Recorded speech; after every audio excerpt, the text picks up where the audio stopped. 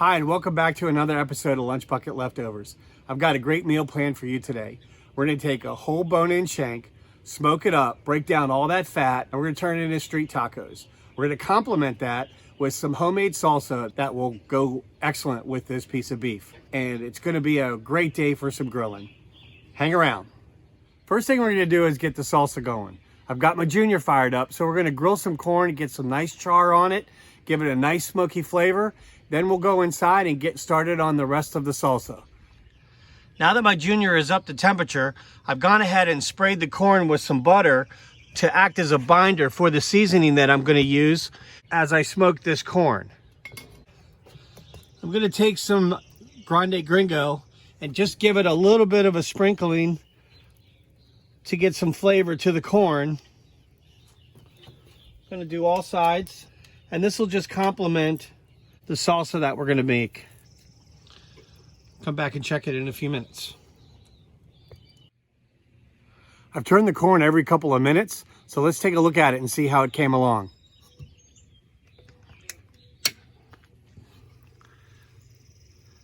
Yeah, see, now that looks done. All right, I can feel just through these prongs that it's nice and soft, exactly how you would want it. So I'm going to say this corn is done. Let's get it pulled. Let's let it cool down so we can mix it in with the salsa that we're about to make. Our smoker's almost up to temperature. So while we wait for the temperature to stabilize, let me show you what we're working with this beef shank. Scott from Hedge Apple Farm was kind enough to get me a beef shank. Let me show you what it is.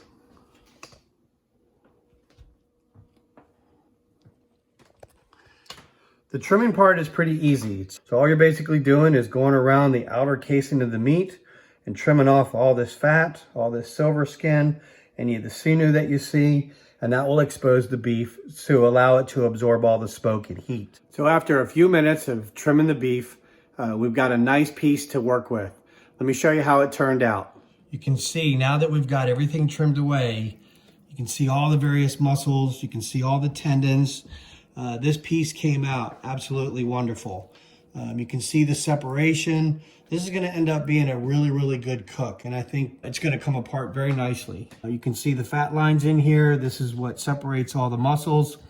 Once I read a cow can walk as many as 20,000 plus steps in a day. After reading that and trimming this piece of beef, you can understand how much work this piece of beef does and how tough this meat can be if it's not rendered down. The smoker is up to temperature. It's all stabilized. Let's get it on the grill and start cooking.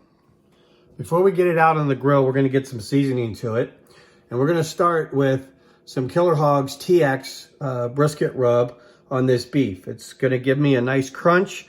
It'll give me a nice flavor. And it's relatively brand new on the market, so I haven't used it yet. This will be the first cook that I have. So I'm just gonna sprinkle on here all around the beef, get all the exposed sides. I wanna give it a little bit of a heavier coating simply because this is a really, really big piece of meat and it's gonna take a little while for it to cook down. So I want these spices, these seasonings that are in this rub to penetrate this beef. Get it down inside the little cracks. This beef rub's got some pepper, some salt, a little bit of garlic, and something that I hadn't thought about using before, which was parsley in the rub. Maybe something that I want to try when I experiment with my own rubs.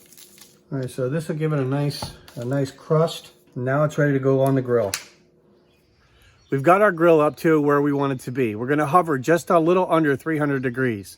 The beef is trimmed, the beef is seasoned, the corn is already grilled and ready to be made into salsa. So it's time that we get started on cooking. I'm going to start with putting a aluminum foil pan underneath the grill so that it'll catch all the drippings from the beef. This is the same pan that we'll use also when we pull it and wrap it in aluminum foil. Let's put a probe in it. Just stick it right in the middle here. Get it down as close as we can to the bone without actually hitting the bone, and we're good to go.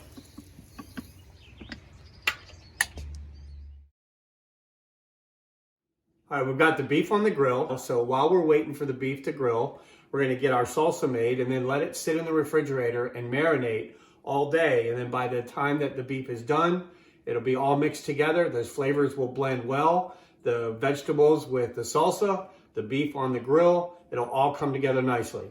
All we're gonna simply do is dice these up. We'll mix it in with the lemon and the lime, put the seasoning in, just basic salt and pepper, sprinkle in some Grande Gringo, and then just let it sit in the refrigerator all day.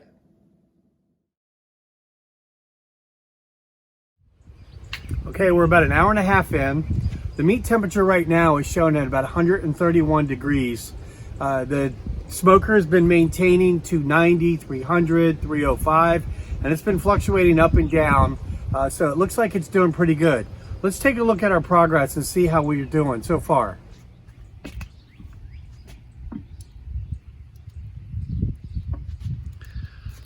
All right, so starting to get good pullback on the beef.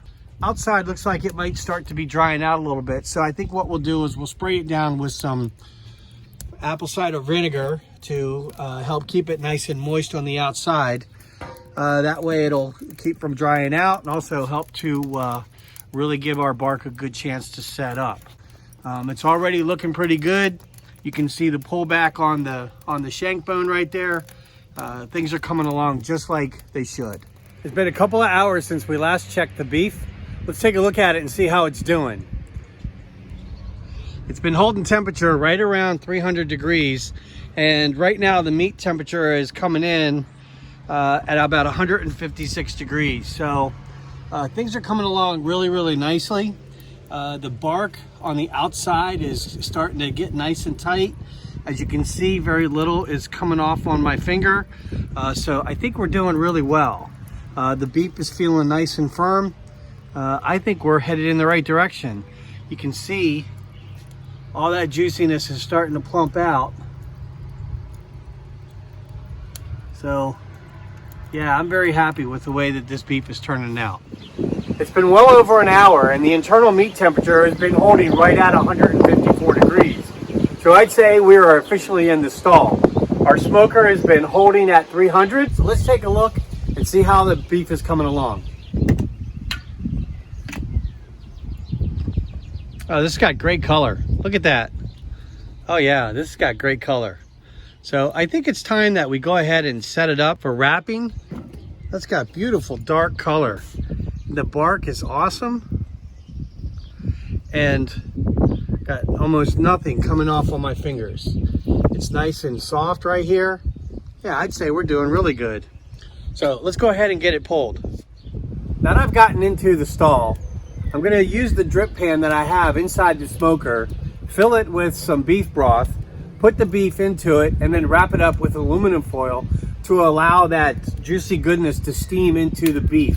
This will help to break down the fibers and the fat that's inside the beef, and it'll make it nice and soft and tender once it comes time to eat. Let me show you what I'm talking about. So what I've done is I've taken some beef broth, warmed it up in the microwave. Then I take beef shank out of the grill, covered up in aluminum foil. And I like to use these spring clips. These help keep the aluminum foil tightly sealed on the pan, keep all that steam in, and that just helps with the cooking process. Okay, so we're coming to the end of our cook.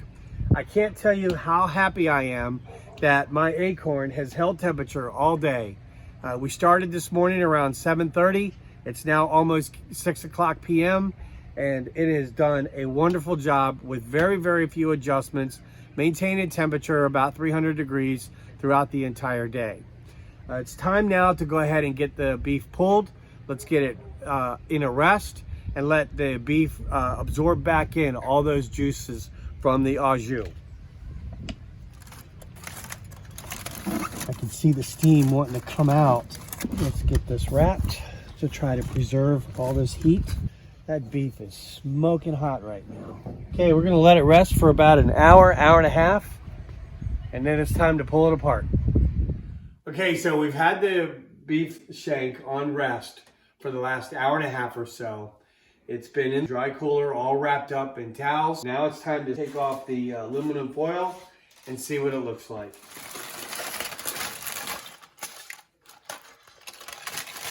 I mean, look at this. This is incredible. You couldn't ask for nice hard bark. Extremely good pullback on the bone. This is going to be awesome. So now we're going to go ahead and pull the beef apart and get it ready for the tacos. You can see it literally just comes apart in my hands as I've gotten everything broken down. You can just pull it right off of the shank. This is incredible how good this is. Give it a try and see how it tastes. Nice beefy flavor, not too spicy. Let's give this bark a little bit of a try. Oh yeah, that's really good. This beef is broken down really good. It's amazing how easily this beef just pulls apart. You can see how it's been broken down and being patient. Okay, so I've got all the beef pulled, but let me show you what we ended up with. As you can see, we got a lot of it off the bone. Here's what we were able to get, and this is what we're gonna mix it with. So let's go ahead and get those assembled. So now it's time to put everything all together. I've got the salsa that we made earlier today. We've got the meat that we pulled, and I also grilled up some corn on the cob. And I have to admit, I cheated and I tried some, and it's got a nice peppery note to it from the Killer Hogs TX mix. You combine that with the spiciness of the jalapeno peppers, it's absolutely fantastic. So as you can see, just having a little bit of patience pays off in the long run. We ended up with a great meal that had a nice spicy bite from the salsa. We had great flavor from the beef, and it ended up being a great match when you combine the two together. If you like what you saw, please click on the subscribe button. Thanks again for watching, and I'll look forward to seeing you next time.